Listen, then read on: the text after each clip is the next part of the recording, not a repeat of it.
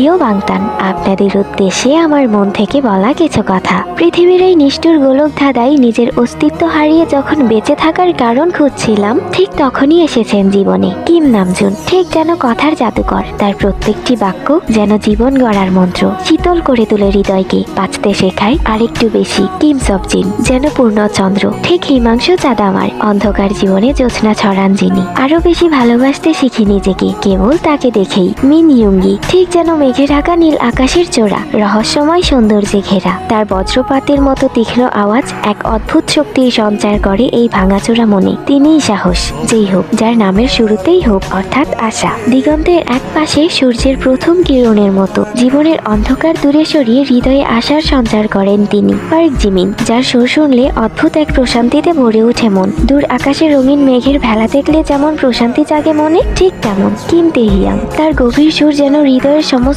সংশয় দূরে ঠেলে দিয়ে নিজেকে নিজের মুখোমুখি হতে শেখায়, হাত ধরে দাঁড় করায় নিজেকে নিজের সামনে। জিওন জংকুক ঠিক যেন বয়ে চলা নদীর মতো, তার কাছ থেকেই শিখি থেমে গেলে চলবে না। স্বপ্ন পূরণের পথে নিজেকেই নিজের পথ তৈরি করে নিতে হবে। জীবনে আসার জন্য অসংখ্য ধন্যবাদ বাংতান। ভালোবাসতাম, ভালোবাসি এবং সারা জীবন এভাবেই ভালোবেসে যাব।